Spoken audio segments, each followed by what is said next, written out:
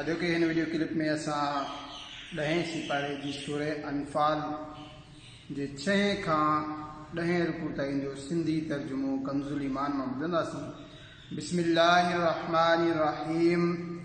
ए ईमान वारो, जॾहिं कंहिं फ़ौज सां तव्हांजो मुक़ाबिलो थिए त साबित कदम रहो ऐं अल्लाह खे कसरत सां यादि करियो, मन तव्हां मुराद माणियो ऐं अल्लाह ऐं उनजे रसूल जो हुकुम मञो ऐं पाण में झेड़ो न करियो जो बुज़दिल थी पवंदो ऐं तव्हांजी मज़बूत हवा वेंदी रहंदी ऐं सब्र करियो, बेशक अल्लाह सब्र वारनि सां गॾु आहे।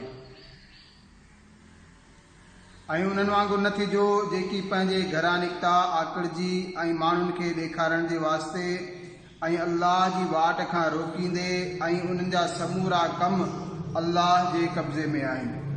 ऐं जॾहिं जो शैतान उन जी नज़र में संदन कम चङा करे ॾेखारिया ऐं चवणु लॻो तव्हां ते को बि शख़्स ग़ालिब अचण वारो न आहे ऐं तव्हां मुंहिंजी पनाह में आहियो। जॾहिं ॿई लश्कर आम्हूं साम्हूं थिया पोइ पहिरें भॻो ऐं चवणु लॻो मां तव्हां खां बेज़ार आहियां, जेकी मां ॾिसां थो सो तव्हांखे ॾिसण में नथो अचे। मां अल्लाह खां डिॼां थो ऐं अल्लाह जो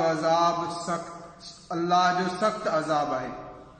जॾहिं चवंदा हुआ मुनाफ़िक़ ऐं उहे जिन जे दिलनि में तकलीफ़ आहे त हीअ मुसलमान पंहिंजे दीन ते मग़रूर आहिनि ऐं जेको अल्लाह ते भरोसो रखे पोइ बेशक अल्लाह ग़ालिब हिकमत वारो आहे।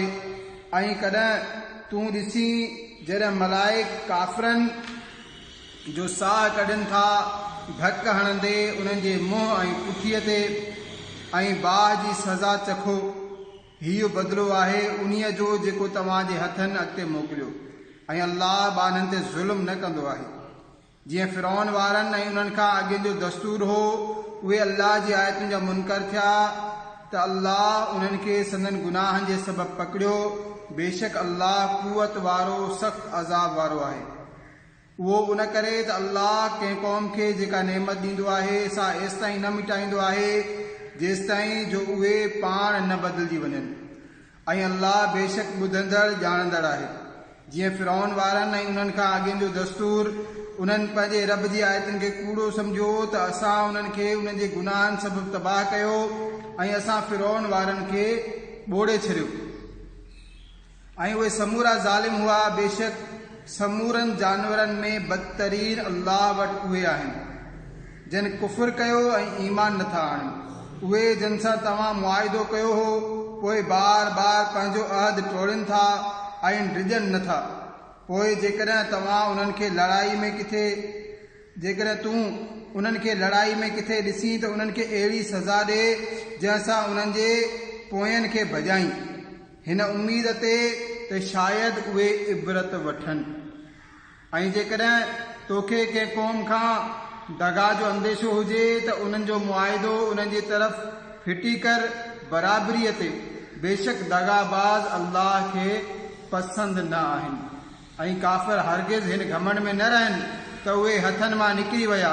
बेशक उहे आजिज़ नथा करे सघनि ऐं उन्हनि जे वास्ते तयार करे रखो जेतिरी बि ताक़त तव्हां खां थी सघे ऐं जेतिरा बि घोड़ा ॿधी यानी वक़्फ़ करे सघो जीअं उन सां धाक ॼमाए सघो। अल्लाह जे दुश्मन ऐं पंहिंजे दुश्मन जे दिलनि में ऐं उन्हनि खां सवाइ ॿियनि जे दिलनि में जंहिंखे अव्हां नथा सुञाणो। अल्लाह उन्हनि खे ॼाणे थो ऐं अल्लाह जी राह में जो कुझु ख़र्च कंदो तव्हांखे पूरो पूरो मिलंदो ऐं कंहिं तरह घाटे में न रहंदो। ऐं जेकर उहे सुलह जी तरफ़ झुकनि त तव्हां बि झुको ऐं अल्लाह ते भरोसो रख, बेशक उहो ई ॿुधंदड़ ॼाणंदड़। ऐं जेकॾहिं उहे तोखे धोखो ॾियणु चाहिनि पोइ बेशक अल्लाह तोखे काफ़ी आहे। उहो ई आहे जंहिं तोखे मज़बूत कयो पंहिंजी मदद ऐं मुसलमाननि सां ऐं उन्हनि जे दिलनि में मोहबत पैदा कयई। जेकर तूं ख़र्च करी हा उहो समूरो जो कुझु ज़मीन में आहे त उन्हनि जूं दिलियूं न मिलाए सघी हा, पर अल्लाह उन्हनि जूं दिलियूं ॻंढे छॾियूं। बेशक उहो ई आहे ग़ालिब हिकमत वारो। ए नबी, ग़ैब जूं ख़बरूं ॿुधाईंदड़ अल्लाह काफ़ी आहे तोखे ऐं ही जेतिरा मुसलमान तुंहिंजा पैरोकार आहिनि। ए नबी, मुसलमाननि खे जिहाद जी रग़बत ॾे। जेकर तव्हां मां 20 सब्र वारा हुजनि त 2 सवनि ते ग़ालिब रहंदा ऐं जेकर तव्हांजा 100 हुजनि त काफ़रनि जे 1000 ते ग़ालिब ईंदा। हिन करे जो उहा क़ौम सम्झ नथी रखे।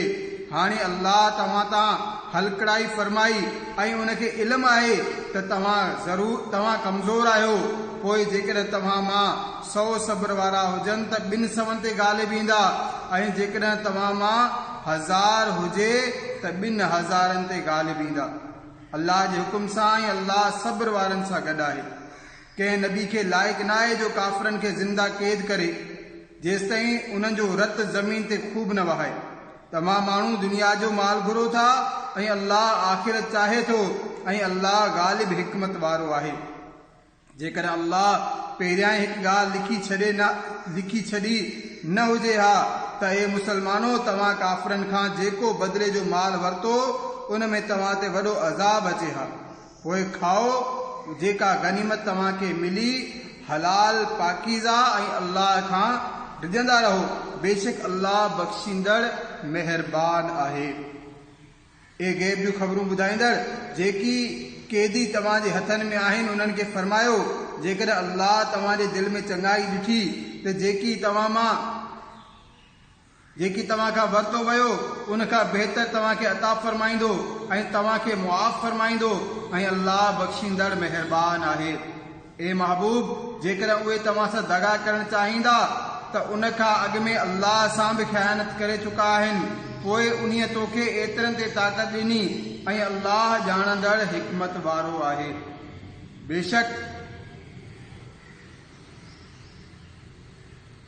जन ईमान आंदो ऐं अल्लाह जे वास्ते घर बार छॾियाऊं ऐं अल्लाह जी राह में पंहिंजी माल ऐं जान सां जिहाद कयाऊं ऐं उहे जन जाइ ॾिनी ऐं मदद कई उहे हिक ॿिए जा वारिस आहिनि।